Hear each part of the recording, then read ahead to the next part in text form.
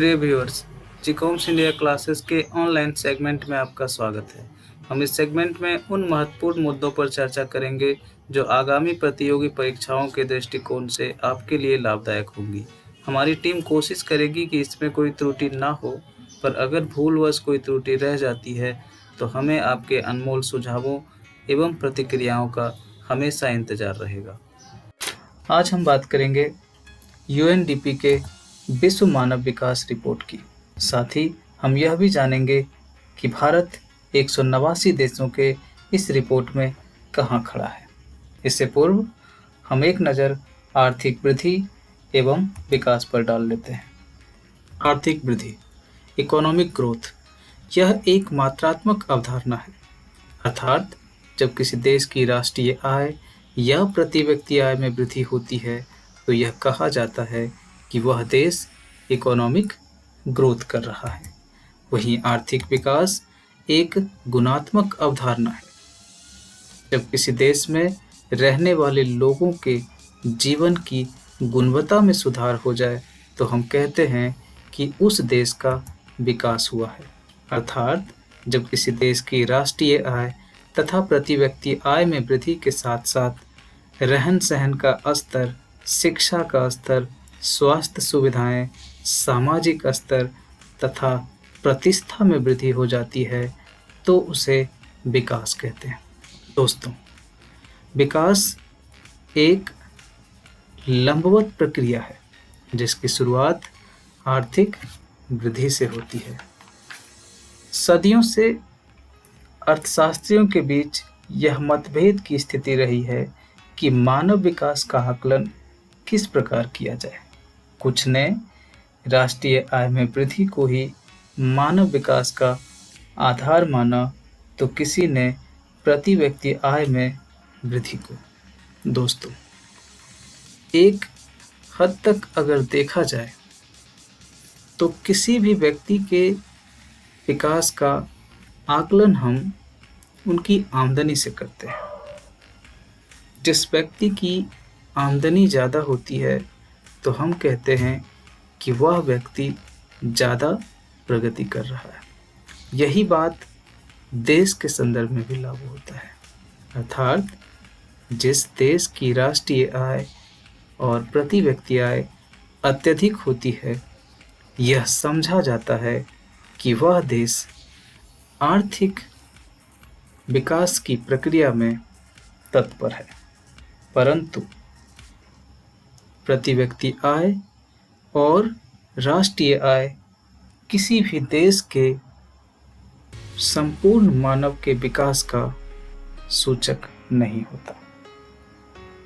इस संदर्भ में कुछ अर्थशास्त्रियों ने स्वास्थ्य सुविधाएं एवं शिक्षा के स्तर को मानव विकास का आधार माना, परंतु इन सभी के सुझाव एक हद तक संतोषजनक नहीं थी।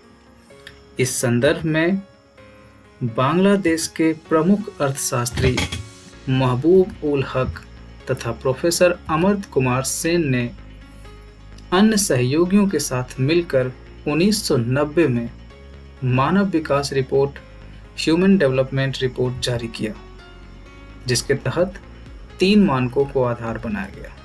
नंबर 1, लंबा तथा स्वस्थ जीवन प्रत्याशा के आधार पर। दोस्तों, जीवन प्रत्याशा का मतलब हुआ व्यक्ति की औसत आयु, अर्थात व्यक्ति की औसत आयु जितनी अधिक होगी वो देश प्रगति की राह में उतना ज़्यादा आगे होगा। इसका तात्पर्य सीधे सीधे स्वास्थ्य सुविधाओं से लगाया जाता है, अर्थात स्वास्थ्य सुविधाएं जितनी अच्छी होगी, लोगों को बीमारियां उतनी कम होगी और लोगों का जीवन स्तर उतना ऊंचा होगा।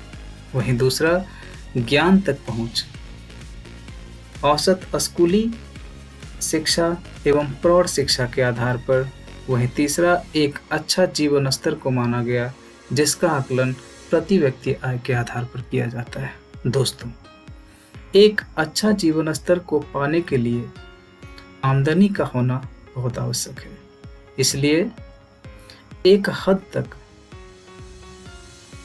मानव विकास रिपोर्ट मानव के विकास का बहुत विश्वसनीय आंकड़ा प्रस्तुत करती है। तभी से संयुक्त राष्ट्र विकास कार्यक्रम प्रतिवर्ष मानव विकास सूचकांक जारी करती आ रही है। मानव विकास सूचकांक निर्माण में जीवन प्रत्याशा, शिक्षा तथा प्रति व्यक्ति आय को बराबर भारांश दिया जाता है। HDI में सभी देशों को 0 से 1 अंक प्रदान किया जाता है। जहां 1 का अर्थ सर्वाधिक उच्च मानव विकास होता है, वहीं 0 न्यूनतम मानव विकास का द्योतक है।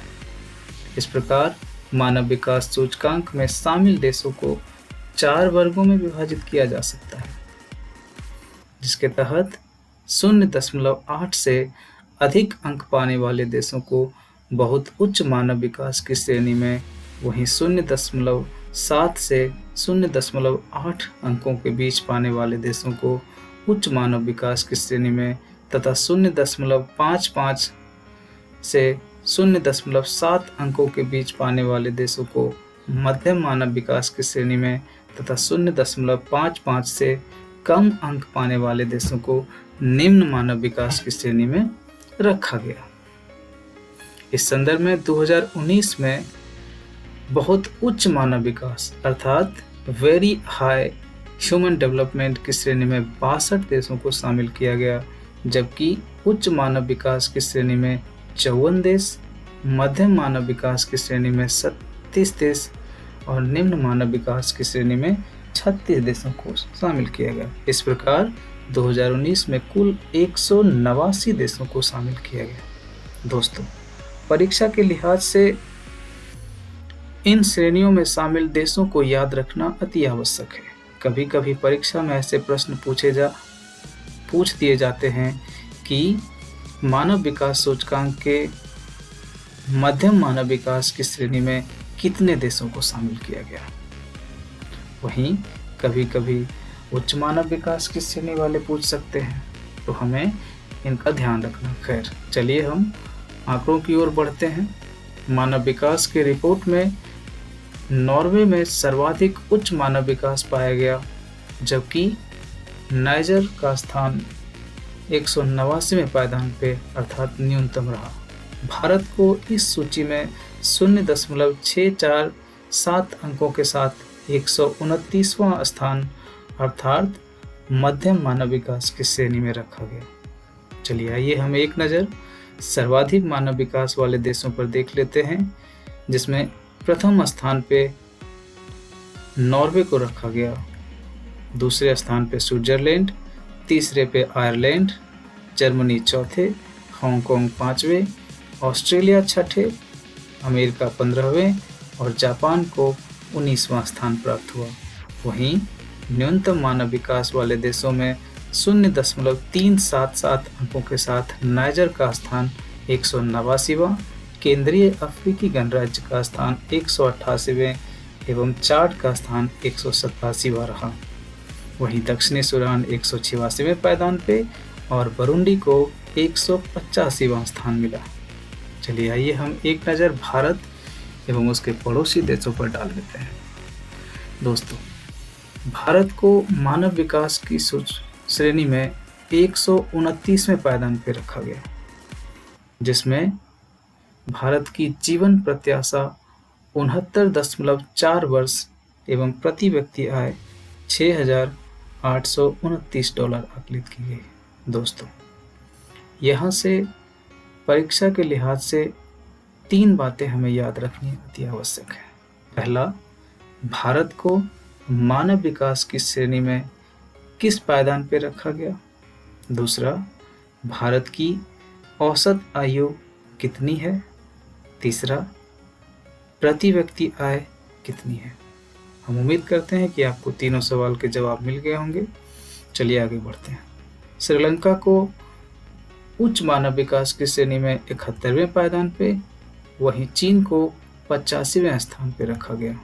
वहीं मालदीव को 104 स्थान पे, भूटान मध्यम मानव विकास के साथ 134वें स्थान पे, बांग्लादेश 135वें स्थान पे, म्यांमार 145वें स्थान पे, नेपाल 147वें, पाकिस्तान 152वें स्थान पे रखा गया, जबकि अफगानिस्तान का स्थान 170वें पायदान पे रहा।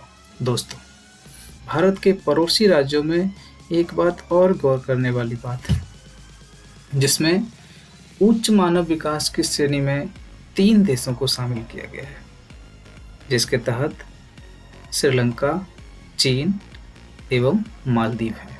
वहीं मध्यम मानव विकास की श्रेणी में भारत, बांग्लादेश, भूटान, म्यांमार, नेपाल तथा पाकिस्तान है। वहीं निम्न मानव विकास की श्रेणी में एकमात्र देश अफगानिस्तान को रखा गया है। चलिए एक नज़र हम ब्रिक्स देशों पर डाल लेते हैं, जिसमें ब्राज़ील का स्थान 79वां, रूस 49वें स्थान पे, भारत 129वें पायदान पे, चाइना 85वें और साउथ अफ्रीका 113वें स्थान पे रहा। दोस्तों, यहाँ हमें ध्यान रखना है कि ब्रिक्स देशों में सर्वाधिक उच्च मानव विकास रूस का रहा। धन्यवाद दोस्तों। हम उम्मीद करते हैं कि हमारा ये प्रोग्राम आपको अच्छा लगा होगा। हमें आपकी प्रतिक्रियाओं का इंतज़ार रहेगा।